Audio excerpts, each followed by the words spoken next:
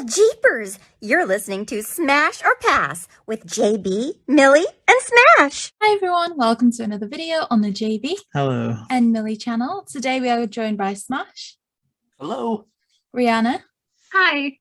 And we have the absolute pleasure of being able to speak with Jon Colton Barry. Now, we are particularly excited to be speaking with them in regards to the Be Cool series in that they were the head writer. Hi guys, really good to be here. Thank you so much for having me. Thank you so much for joining us today. I'm really excited to get into these questions. The first kind of segment of questions that we have here are a bit about your career and background. And so the first question I'd like to ask you is, what was your introduction to writing in general or teleplay? Well, in the early days, right out of college, I was really focused on music and songwriting, actually being in bands, sort of fun and adventure you kind of want to have at that age.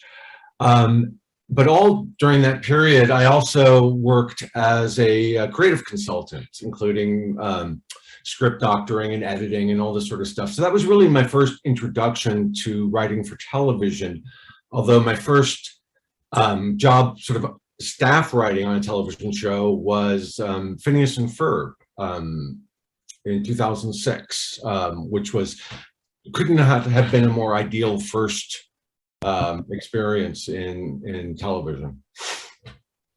That's amazing. And Phineas and Ferb was something that I think it's fair to say that I know I particularly enjoyed growing up. I was very much a Disney Channel kind of fan, and Phineas and Ferb are just two incredible characters. Would you say that prior to doing that, there was anybody that you looked up to as a writer? Oh, absolutely. I was raised in a very creative family.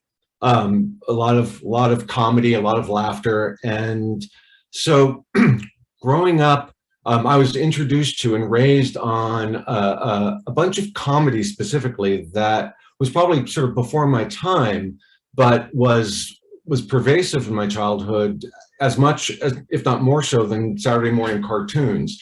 And that would include the Marx Brothers and Monty Python, very early Woody Allen films, and specifically Gene Wilder's work in very early Mel Brooks films. Those four really sort of just stuck with me and got in my blood, and to me very obviously have influenced sort of where I'm coming from as a comedy writer. Nice, that's exciting. So we mentioned Phineas and Ferb already, but within that particular show, did you have any character or characters that stood out to you that you love to write for? Yeah. I mean, Heinz Doofenshmirtz, definitely. When I first got there, I'm very much into dimensionalizing animated characters and even trying to give them more natural ways of speaking, where they might interrupt their own sentences and change directions midway, or pause to gather their thoughts. I just love when you can feel a character thinking, either mind working. It just humanizes them and makes them more relatable to me. And Heinz Doofenshmirtz was a character that my friend Dan Povenmire, who created the show, he also did the voice for that. And he's the one who had seen a very, very silly stage comedy I had written and said, ooh, I want that for the Phineas and Ferb, that sort of tone and comedy. So the first thing I brought into Phineas was this idea of Doofenshmirtz's evil schemes being motivated by these endless series of tragic childhood incidents. Right. And Dan absolutely just got it, and the collaboration was wonderful. Doofenshmirtz was really the great lab experiment in pushing the boundaries of all the stuff I was interested in, and I think Dan should have just a pile of Emmys for performing Doofenshmirtz personally, but I just thought he was brilliant. Yeah, there's so many old episodes of them that I absolutely love, like the episode with Peter the Panda, and then that song about him and when he gets his love interest was stuck in my head for it still is stuck in my head, so that's absolutely incredible to get some backstory about that. Oh, you're talking about the evil love song, the evil happy when an evil boy meets an evil girl. Yeah, thanks so much. I'm so glad it lives on. Oh, So sticking on the whole Phineas and Ferb thing, it's very much a show that it really does have no limits to the things that the brothers create and even the experiments that Doofenshmirtz himself does. So did you find that there were any challenges while you were writing Phineas and Ferb because of there being no limits, or did you just come up with an idea and just throw everything at it? Interesting.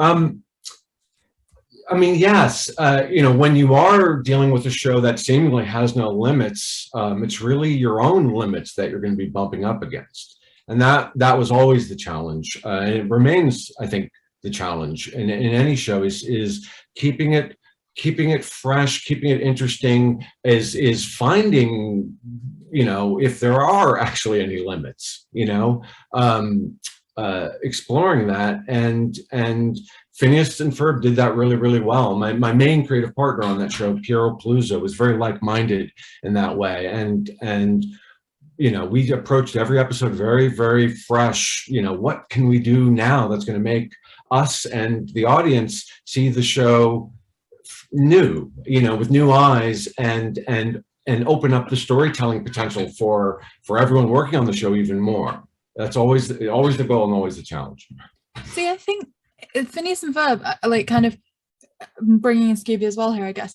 For Scooby, it's one plot, whereas I feel like for Phineas and Ferb, you have to have two kind of outrageous plots, one for Phineas and Ferb, and then one for Doctor Doofenshmirtz as well.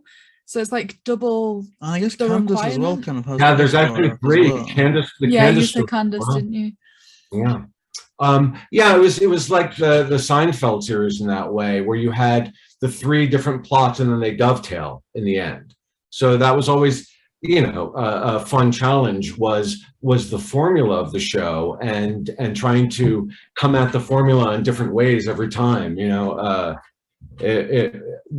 Restrictions are always good as much as limitlessness. I guess like Millie was mentioning, that kind of brings us on to Scooby Doo and the whole Be Cool series. And I was curious to know that when watching it, it seemed very, I don't know, it seemed like if the original show had come out at the time, but all fresh as well. Like it was so inspired by the classics, but also so rich in brand new storytelling and everything. So I was kind of curious to get your background on Scooby Doo in general, like if you watched it growing up or anything at all. I did. I mean, Scooby Doo was always around, and I liked it. It's sort of, I'm always reminded of J.J. Abrams' first Star Trek movie. I remember hearing an interview with him at the time where he was saying like, yeah, I had watched Star Trek and I liked Star Trek, but I wasn't really fanatical about it, which I think allowed him to not be too precious with it. It allowed him to sort of follow where the ideas led him. And that's very much me with Scooby Doo. It continues to be part of the fabric of popular culture even to today. You can't escape Scooby Doo. So it's, coming at it new is always going to be a challenge and a fun thing for everyone. I mean, since 1969, it's been going on. Scooby Doo was always there. Has there been any kind of like newer shows or newer movies or even older movies that you've watched and found that you particularly enjoyed? Scooby Doo related, you mean? Yeah. The original Scooby Doo, Where Are You? Nothing really tops that to me. Everything that came after was really sort of variations on the idea and the themes. So in that respect, it's almost unfair to compare them to the original because there was nothingness before that, this void. And then out of nothing, suddenly the world's given this idea. 4 teenagers and a talking dog, drive around in a garish van and solve, simplistically overly complicated mysteries perpetrated by a greedy adult in a monster mask. It's like, wow, okay. I think we're still trying to wrap our heads around that original concept, But yeah, it didn't exist before then. It suddenly existed. So Scooby Doo, Where Are You? Remains to me the big one. I really like. I'm sorry. We were very, very. That was the main touch point for us on Be Cool Scooby Doo, which you had mentioned. Yeah. I really like the point you made about enjoying the series, but not holding it too closely that it had to be an exact replica of what was before, because I think Be Cool was kind of integral in progressing Scooby forward and almost modernizing it in a way that we hadn't fully seen done before. It really helped to bring it forward. So I think it was such a good approach to be at when you were introduced to writing for Scooby. But how did writing for Scooby come about?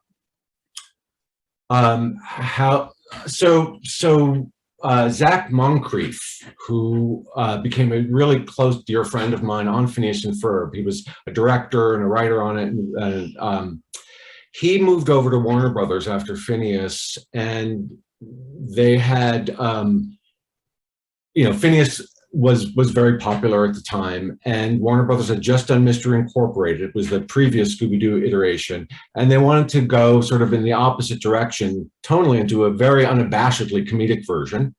And Zach was over there, so they said, hey, would you be interested in doing sort of the Phineas and Ferb version of Scooby-Doo? And they literally said that, for shorthand for, we want a silly, very, just, it's a comedy. And he said, yeah, let's do that. And we should call Jon, who, I guess he liked my approach to, shows and how I think about characters, stuff like that. He thought it might be useful. So they brought me in. I was thrilled to do it. That's amazing. And in terms of starting writing for Scooby, did you revisit any of the old kind of Scooby episodes, or was there any series that you found helped inspire you, or did you just kind of go into it with the mindset of what you'd seen, like you said, from the very start of Scooby-Doo, Where Are You? And then taking that Phineas and Ferb vibe that they said they were looking for? We certainly started out, we began with the intention of watching almost all of Scooby-Doo, just to sort of get an idea of what has been done, and very, very quickly found, discovered that 90%, at least in the television series, 90% of them aren't what people normally picture for what the paradigm of Scooby-Doo is, which is sort of what I had said earlier. It's, Fred, Daphne, Velma, Scooby, and Shaggy driving around in the Mystery Machine solving mysteries. Very few of the series are actually that. They throw out some characters, bring in new, so we understood that we were doing something pretty radical. It was going to be startling what we were doing. So we felt, to mitigate that, the things that we were really excited about and interested in, we needed to ground all of that in something almost blatantly conservative. So we went back to Scooby-Doo, Where Are You? And decided, well, what if we were given that brief now? If someone just said, hey, we want you to do 4 teenagers and a talking dog in a van solving mysteries, how would you do that? So that's what Be Cool Scooby Doo became, is how Zach and I would do Scooby-Doo, Where Are You? Nice. That's so fun. And kind of bouncing off of Milly's question, did you have any goals or changes? I mean, I think you kind of already touched on this, but goals or changes for even just the characters or anything within this series?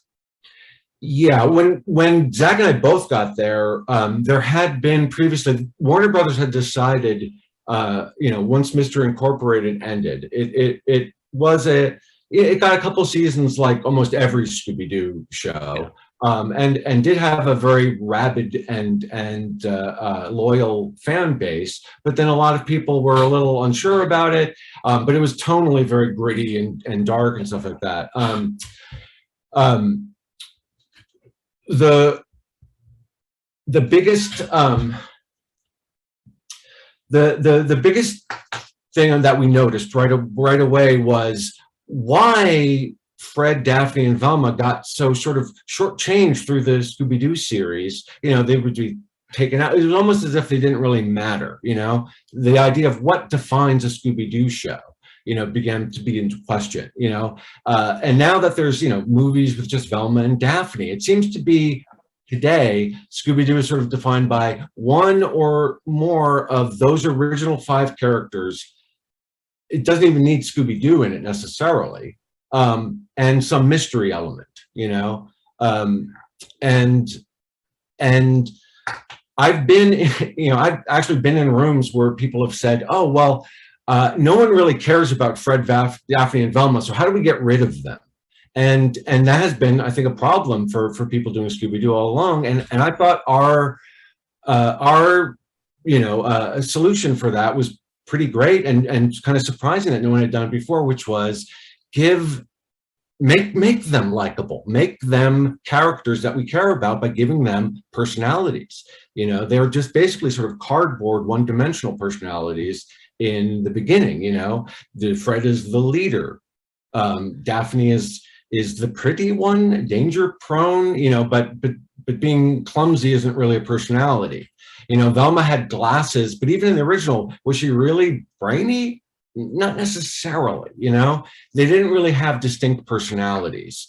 And so that's what we decided to do, was create a comedic ensemble and give them all very distinct, clean, you know, personalities that would bounce off each other really, really well and give us the comedy that we needed.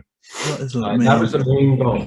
Like, especially with Velma, I think, because normally I'm a bit like hot and cold about Velma, but in Be Cool especially, I think it's like my favorite iteration of Velma, especially in that debut episode at Elias Kingston University, where it's like it's showing her how she's like analyzing the library. It's very almost a little bit like the BBC Sherlock series, and I just think that was such a cool take on Velma.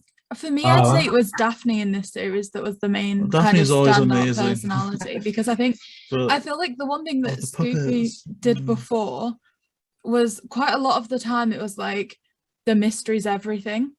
It's almost like they're robots, nothing but the mystery matters.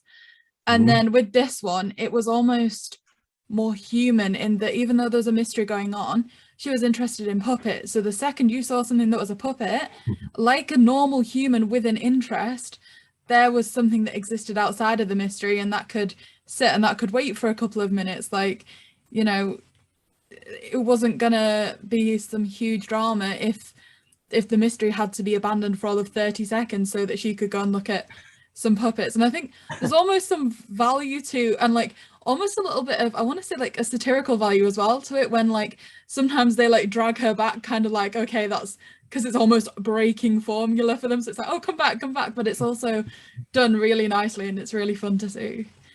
Oh, thank you so much. I'm so glad that you guys enjoyed it. We were you know, we did not give ourselves a very easy task there, because there is so much to service in a Scooby-Doo episode with simply the mystery and the suspects, and when you now have to deal with 5 characters that you have to service, there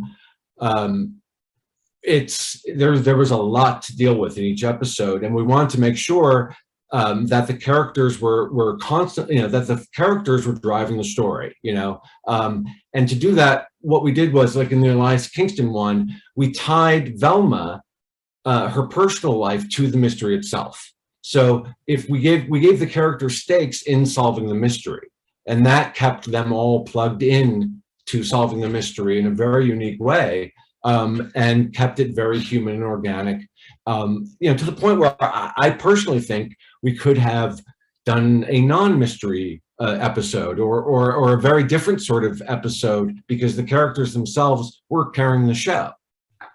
You know? I definitely think, like, in this series, for the characters of Mystery Inc., I was actually more excited to see than, like, say, the monster of the week, because in the other series it's like, ooh, what are they gonna come up with the monster this time or whatever. But for this series it was like, you know, what's Daphne's shtick this time? What's Fred gonna be annoyed about or something? You know, it was like the characters were the best part of this series rather than the monster or the mystery. And so was there a particular member of Mystery Inc. that you were drawn to write for?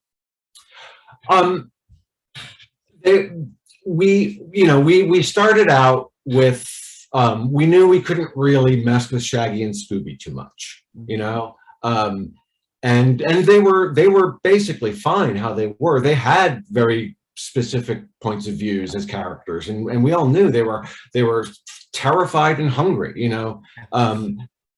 Matthew Lillard, who voiced Shaggy, he played Shaggy in the live action movies. Very, very early on, I was sort of bemoaning to him this line I had written for Shaggy. I think it was in the pilot even, that they said, it's too smart for Shaggy. And I said, no, you know, our Shaggy isn't stupid. You know, he's terrified.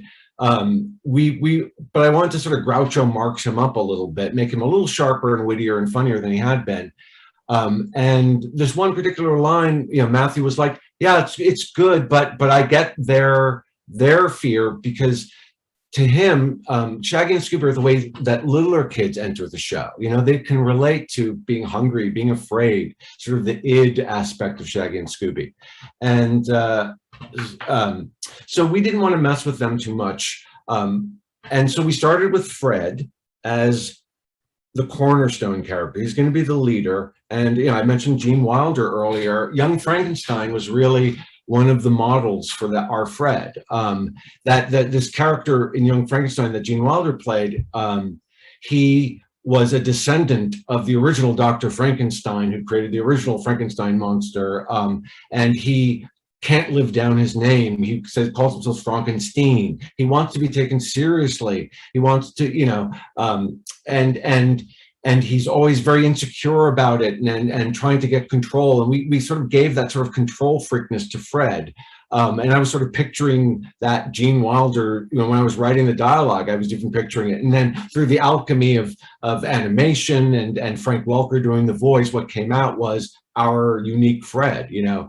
And then we sort of moved over to Daphne and like, all right, well, if he's a control freak, what's going to really annoy him? How can we get the comedy going? And we're like, well, let's get someone who's a little out of control, you know, and you know, and with Daphne, we just wanted to get away from the pretty one idea, you know, any sort of superficial sort of female-y trope stuff where you could describe our Daphne's personality, and gender simply isn't an issue. It doesn't matter. You wouldn't know from the description whether it's a man or a woman. And I love that about our Daphne.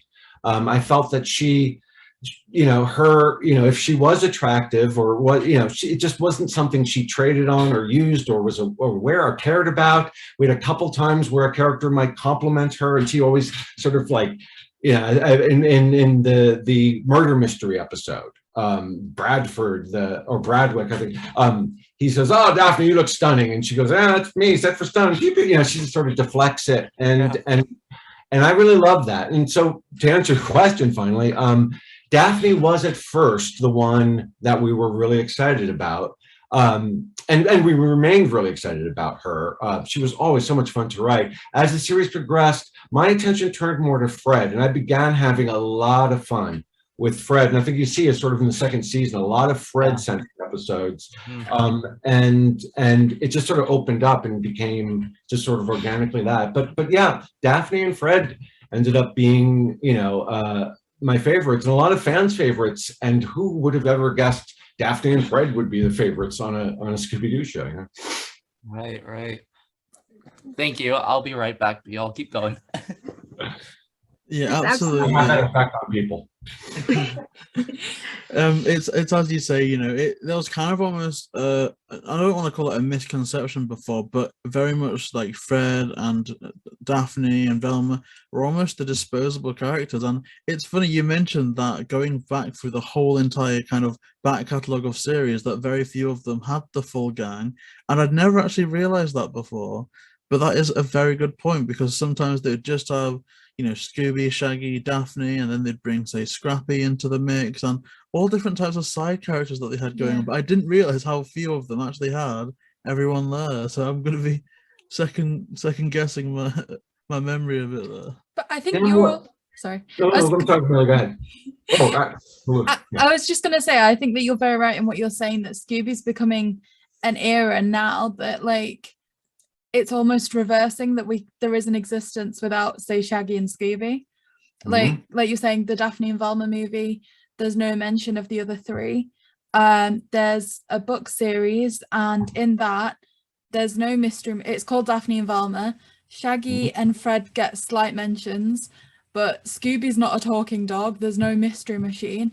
It's evolving in the other direction, and I do think that Be Cool was really integral in doing that. You know, I'm not really sure what the legacy and impact of Be Cool Scooby Doo will end up being. Probably not very huge. Although I still think that the idea of giving the other three characters you know, more meat on their bones and giving them more distinct personalities is a really good idea, no matter what tone you're doing. If you're doing gritty adult scary one, you know, it should have that as well, you know. And so I hope at least that idea bleeds into the future of Scooby-Doo, because it's probably a valuable one for Scooby-Doo. Definitely. And I just want to say, my whole family, you know, my mum, my sister, my brother, and myself, we were huge fans of Phineas and Ferb. And as soon as, especially my brother and I, we were in the middle of binge watching as many episodes as possible each day of Phineas and Ferb when we found out about Be Cool and that you were writing it. And we just turned to each other and we were like, I can't wait to see what you do with the characters and how you develop them, because I feel like you've kind of created an all-round team that each one could have their own standalone show. And it's so amazing to hear all of the process behind it. And I also just want to quickly apologize if you can hear my dog whining in the background. She wants to come in, I think. Oh, let her in. No, but I think Rhianna's got it spot on there, because the thing about Phineas and Ferb is there's always that kind of consistent quote, you know, aren't you two a bit too young for this? Well, yes, we are. And I think that's kind of a mantra that's been carried forward into Be Cool, like, Daphne, aren't you two kind of accident prone to do this? Well, I might be a bit of that, but I'm also so much more. So I think that's definitely something that I absolutely love about your writing style, that it goes beyond just subverting expectations, but it's also about expanding on why certain things are how they are, and but also doing it in such a funny way as well. Oh, thank you very much. Yeah, there's I can be a little compulsive about, you know, callbacks and keeping lots of balls in the air, you know, at once as a writer. So everything that has been written, like in any specific series, is now fair game in the future of that series moving forward to bring back the ideas or stuff like that. And it really, to me, is the sign of a healthy show creatively, when the show itself can sort of eat itself and keep, you know, growing and growing and growing, fueled by sort of its own nourishment and the world you build in it, you know, that it seems limitless, you know, that the audience feels very much immersed in it. So thank you, and please say hello to the rest of your family for me, and thank them for watching. See, I get that with the writing callback as well, and also the visual callbacks at the same time. I'm just trying to think about it, because it's actually one of my favorite episodes, but visually, if you like keeping an eye, you can notice certain things. Like, it's the episode Me, Myself, and AI, and when they go into that kind of matrix, they face Elias Kingston again. And also throughout the show as well, there's quite a nice callback to the original Where Are You series with their art style, with them kind of briefly transforming into their initial animation styles in that Me, Myself, and AI chase sequence. There's the one time where they go into and look at like a funhouse mirror and they say, oh my gosh, thank goodness we don't look like that. So I was wondering, was it always the plan to have the characters look visually so different from their original counterparts, or was that something that kind of happened more behind the scenes? It was a combination and a number of things.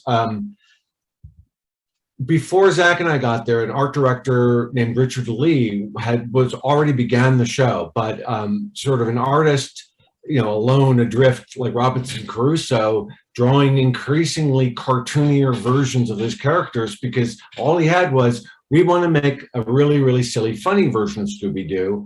And all he could do with the art was make it sillier and sillier, you know.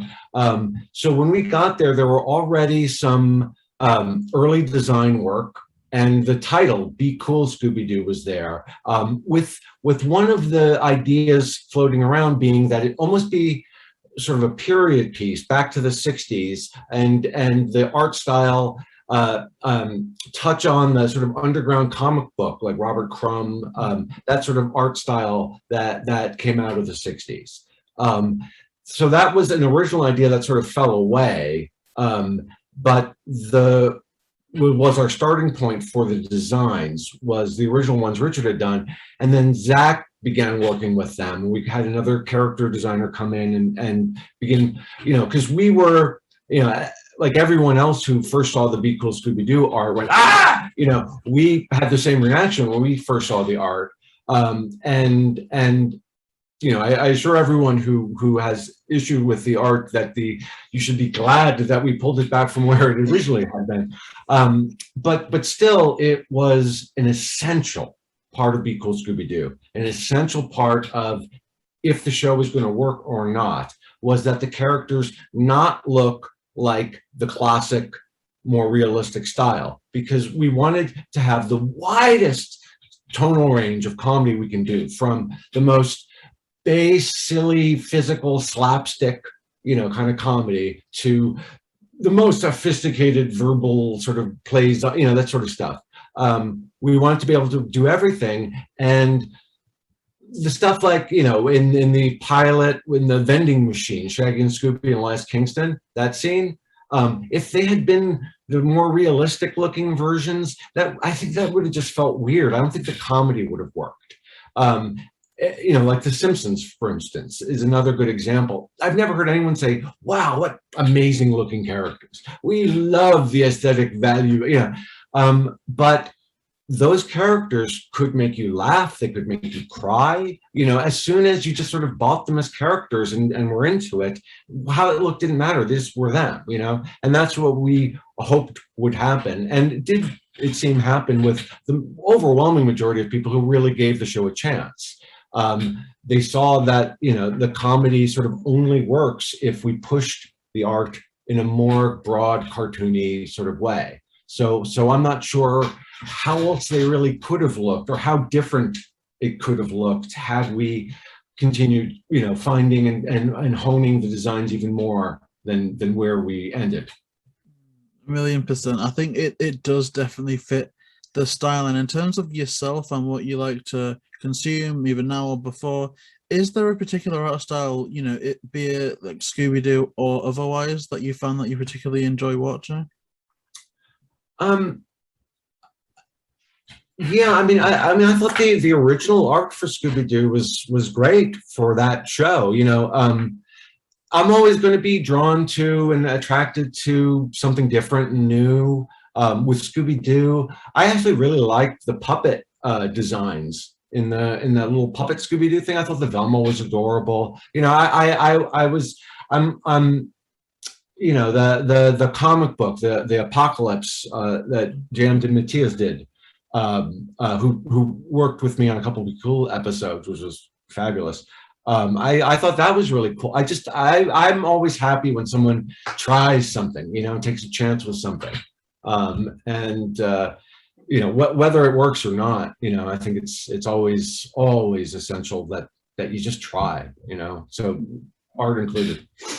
I think there's been so many incredible art styles for Scooby, and quite often with the movies you'll see an art style and it's just there for the titles, and it's almost like I would like to see more done in that art style, just because, like I say, they'll use it for 2 minutes in an opening sequence of a movie and then it's gone, and it's kind of like, oh well, that one's really nice, I want to bring that one back. So there have been a lot of them.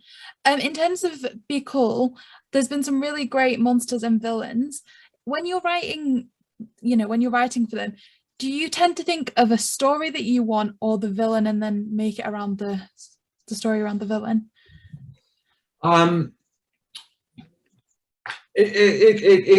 The stories came up, all sort of different ways. There was no sort of rule to how we did it. A lot of the time it was about the characters, the gang, the main gang, and what do we want to do with them? Again, they were driving the show.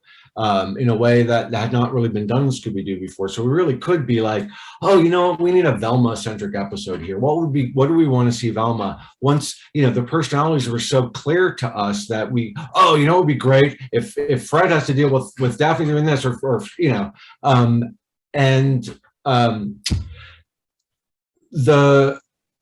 so a lot of the episodes began with a what do we want to see, you know, for the characters, and then we began the always very laborious process of, okay, all right, now what story, you know, how do we tell that story? You know, if there's anything obvious in terms of what we're going to do with the characters for the location they are, or the monster, and that's always the two big things for Scooby-Doo is what's the location and what's the monster. And it's almost an impossible task at this point to come up with something original that works and is good and feels like Scooby-Doo.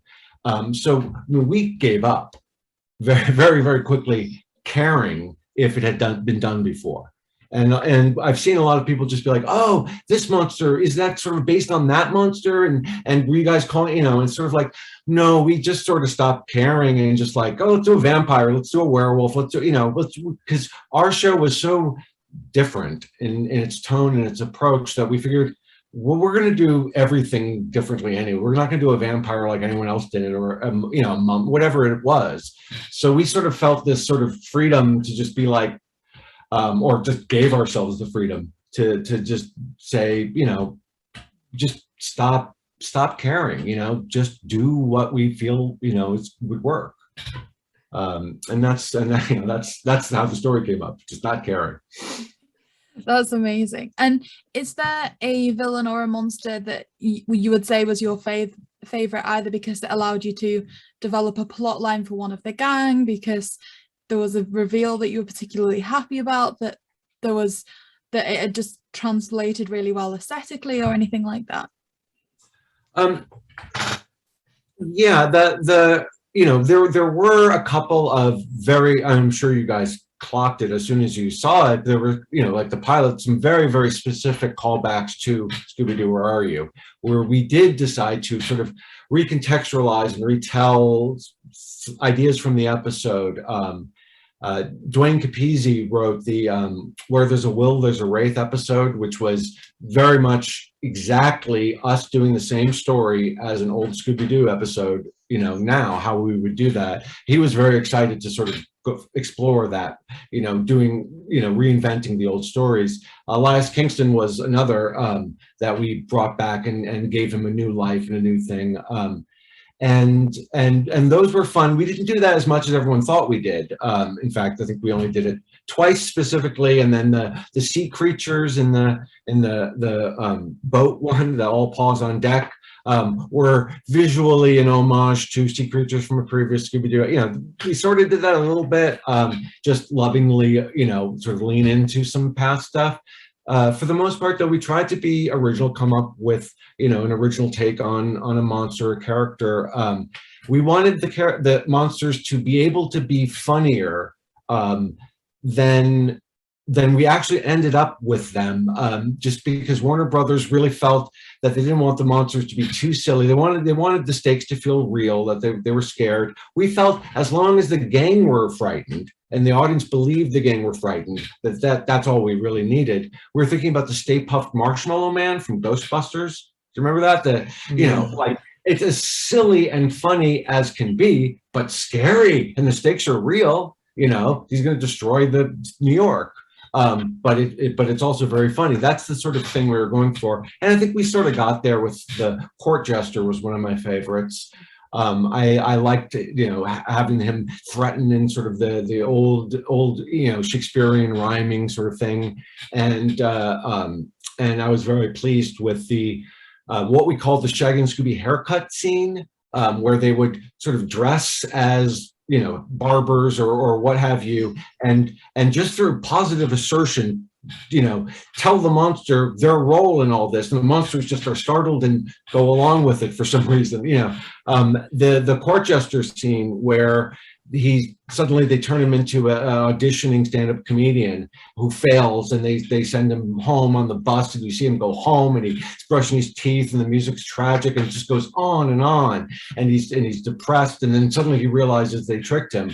That was a really fun one to me, and very definitive of our approach to Be Cool Scooby Doo. So I was pleased with the Court Jester.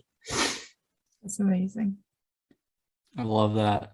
So I feel like you've probably already touched on this, but what were some challenges involved with creating a new series? You know, be it there's already 50 years worth of content of Scooby. I mean, fan expectation, that ended up being the biggest challenge. Right. And, you know, to me, fear is the great enemy of creativity. You know, all creative choices that are motivated by fear are 9 times out of 10 poor choices. And you cannot pander. You cannot, because, you know, people so righteously, you know, condemn the art style of Be Cool Scooby Doo, you know, and then they have no idea there's this army of people who love it, and they hate Mystery Incorporated, and the Mystery Incorporated, you know, like you can't care. You can't let what you imagine or are afraid the audience wants or expects to influence what you're doing. You just have to do what you think is good and right, and you know, in the end, you know, it'll live or die on its own. I'm happy with the reception Be Cool's got, and now I've absolutely forgotten the original question. I think you answered it either way. Yeah. Awesome. Good job. So throughout the series too, there's like a bunch of contemporary technology, which has been slightly done here and there in other iterations and stuff. But was it fun to kind of bring Scooby-Doo more forward? You know, like you were saying, almost remaking, or not remaking, but what would Scooby-Doo Where Are You be if it was made today, you know, but now with all this technology? Was that something fun to do? Yeah, it was. And it's, you know, the technology is now such a part of our life organically, that we could sort of jump past the pointing arrows at, look kids, they have phones too, you know, like, and just sort of just make it organic. It is the way, you know, 18-year-olds today what they would do and how they would have it, probably much even less so. You know, we probably have the technology much, you know, more sparingly than would in real life if those, you know, 4 kids and 5, including a dog, you know, had phones. They probably would have been on them much more. They probably would have been researching on them much more. We do have Velma, you know, on her phone quite a bit, you know, researching stuff. But for the most part, you know, I thought we were pretty conservative and good about not overdoing it with the technology, because you also want it to be as timeless as possible. You really don't want to date yourself too much, but you know, like Facebook or, you know, this sort of stuff. Right. That's perfect. And I guess that leads us on to the next question, which I'm sure there's so many people that would love to work on either shows that you've written or just work with you personally. I mean, I think it's safe to say all 4 of us are definitely one of them. But did you think that, or like, were there any guest stars that you really felt like you wanted to find a role in the show? Well, I had the great fortune of working with amazing voice director Colette Sunderman on Be Cool and on my leg on a couple of different shows. And Colette's fantastic, and she and I have spent many an hour talking about just this sort of thing. She always wants to know, you know, of the, you know, secondary characters, you know, is there someone we had in mind? And a lot of times I would have this, you know, well, this is a sort of character that this actor always does really well, you know, even just for sort of defining the character for her so she could picture sort of what I'm going for. And sometimes she would say, well, do you want me to try to get that person? And sometimes she would say, oh, I know a great voice actor who can also do what that person does really well. For instance, what was the in Junkyard episode? We wanted this this character, this dog from Scooby's past, to come back, and he is this sort of cool, badass police cop, in contrast to Scooby's sort of dorky, scaredy cat dog. And I was saying this is the sort of character that someone like Samuel Jackson just does. Like he's that kind of dog. And I don't think we even sure, let's get Samuel Jackson to do the dog on the screen. I don't think we even tried. Occasionally, Colette will be like, yeah, I'll reach out to Tom Hanks. I don't care, and we'll get, no, he said no, but there were, the How to Train Your Coward episode where Shaggy and Scooby quit and get I forget his name. I think Bumpy was the dog. I forget the guy's name, who they got in. I was for some reason picturing the actor David Cross, who did Mr. Show, the sketch comedy with Bob Odenkirk. He was in Arrested Development. David Cross. I was picturing that's a character he would do really, really well. I don't know if we ever went out to him, but they sort of made it look like him a little bit. So specifically on Scooby-Doo, I would say there was no one I was like, oh, we have to get this person or it won't work. But there were certainly, ideally, we would love to get these people. And we certainly always had, people in mind. But we were always very, very happy with what we got in the end. Colette always nailed it, regardless of what we thought we wanted at the beginning. That's amazing. And when I watch Be Cool, I honestly can't picture anyone else doing the voices in some ways, when it's like, even with, we all say that we've got ideal actors to voice the main five, but then with like the secondary actors, they all just fit so perfectly. And I was wondering, so there's an era where Scooby-Doo movies were based on the shows. So there was a What's New Scooby-Doo style movie that was partly based on like a pup named Scooby-Doo. And recently we've had the 13 Ghosts of Scooby-Doo, where we saw the conclusion in a movie. If you were asked to write for a Be Cool Scooby-Doo kind of movie, would you be interested? And what do you think you'd do with it? Oh, sure. I had so much fun writing those characters. You really do. If you get it right, I think the characters start talking to themselves. And that was always so much fun for me personally writing this show. Just to get them start to talk in the van to each other and bouncing off each other. They really began dictating to me what they would say. I was just sort of, channeling them talking to each other. They took over, and I think that's always a good sign if you're sort of lost in that sort of thing with the characters. And so the opportunity to go back and visit my friends, who I spent so much time with, in their heads, I would love it. Yeah, absolutely. I think it would be a lot of fun. I don't know what we would do with a Be Cool Scooby-Doo movie, but I'm sure it would be very strange. I would absolutely love to see that, or even another series. It's weird because I feel like Be Cool is the type of show that I could have gone for ages, because like you said, it kind of followed up from Mystery Incorporated, which kind of was very story-based to the point where once the last episode aired of that, you almost got the impression of, obviously it could go on a bit more, but they told what they needed to tell. There's kind of a nice closed book, and with this I'm like, oh my gosh, I want to get like so many more series of this, because it's just such a good time. Oh, thanks. Yeah, Mystery Incorporated, it's that show and then our show right next to it. When they came out, they really were sort of two sides of the same coin in the currency of taking big risks with an established property. But Be Cool was really in a lot of ways the opposite of Mr. Incorporated that way. It was, Mr. Incorporated was a serial show where you had to watch the whole thing to go all the way through it. Ours was a reset show, you know, and so we really could have gone on, particularly because in the second season we started doing like, let's throw them in ancient Greece, you know, like let's open this up. What else can we do? I was really excited when we did the Scrooge episode.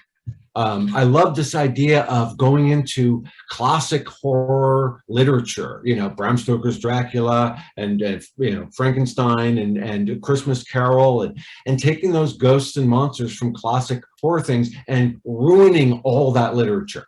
You know, so the ghosts aren't real in Scrooge, so he doesn't change, so he continues to be a jerk the rest of his life, and no one benefits and Tiny Tim dies. I mean, to us, that was hysterical. We loved the idea of just rampaging through all of literature, making all these famous, beloved ghosts and monsters greedy people in masks. You know, I was so excited to do that for a third season, more of that and stuff like that. So yeah, we could have gone on and had a lot of fun. You know, and doubtful they'll go back to that sort of thing, but it's fun to think about. I guess anything is possible within the realm of Scooby, and I guess thinking more about where Scooby is at today, they recently did this kind of reunion special. It was a bit hokey, but it was on the CW, and I think a lot of the community was so almost disappointed by how that turned out, how a lot of the people that they had talking there were kind of not really engaged. I think it was a very, very poorly received special. And I wanted to ask you this because I know how amazing you are in the community, how, you know, kind you've been to come onto this show and how vocal you are throughout the Scooby community in general. And I think the consensus with a lot of people is that you would have been a perfect guest to appear on a reunion like that, and that would have made it a lot better. So I wanted to ask if you were ever approached to have any part in that reunion special. No, and I don't think I would have been.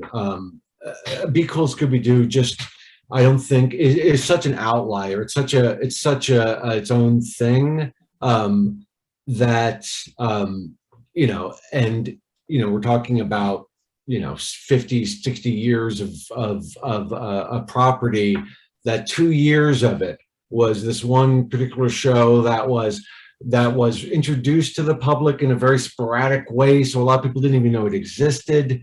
And people are still, I mean, I still see tweets and stuff like that people send to me of like, what is this abomination? And someone just discovering the artwork and seeing, I'm like, oh, here we go again. Yeah.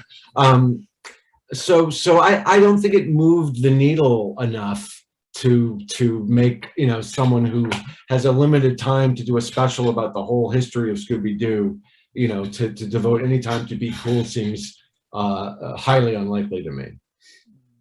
Like you mentioned, with the kind of new people still being like kind of put off by the art style, there are still a lot of people that are just discovering the show and that absolutely love it. So what would you say to the people that continue to love Be Cool Scooby Doo and likely will for years to come? Yes, and thank you. I appreciate you bringing up the flip side, which is also very true, is that there are still a lot of people who are saying, "Oh my God, I just discovered Be Cool Scooby Doo. It's so fun. I love that show." You know, so there is a bit of that, and you know, I would say to them, you have remarkable taste in television. You smell nice. You know? That's amazing. I like your hat. You know, I would compliment them. That's amazing. And I think if you were to look at the show in hindsight, is there anything that you wish you'd had the opportunity to do, or anything you wish you'd had the opportunity to change? I know you were saying that you were enjoying like going to visit some iconic ghosts of history. Is there one that stands out to you that you wish you'd had a chance to go and visit, or anything like that? You know, I don't know, proud is the right word. Again, I still think that the solution of giving them all those personalities was a good one and the right one. And so, you know, if only for that idea, I think the show's valuable. In terms of regrets, you know, like I said, I would have loved to have done some more literature parody ones and you know, we got away with murder on that show. We did so many crazy things. We had so much fun, and they really let us. They knew what we were doing.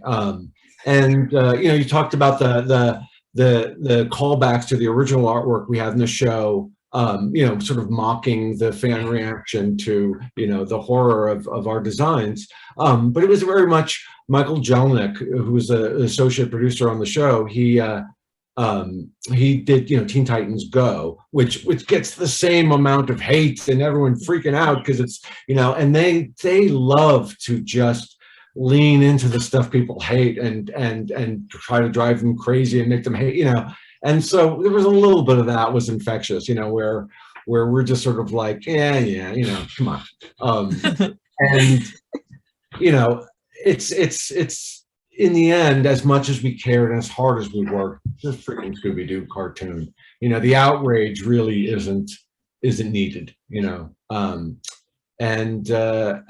ironically, most of those people, I've heard probably the biggest, comment I've heard about the show, the most common one is I was one of those people who absolutely detested the designs and was absolutely turned off and did not want to watch it. But then I ended up watching it and now I love it and I don't even see the designs anymore, or at least don't see them as a problem, So in the end, that's, hopefully, more and more people will continue to discover it. It's still a show that has legs in that way. It's out there now, anyone could watch it. And if it inspires someone to pick up a pen or even just makes them tears them up, tearing a pen, then that's what it's for. I'm glad it's out there.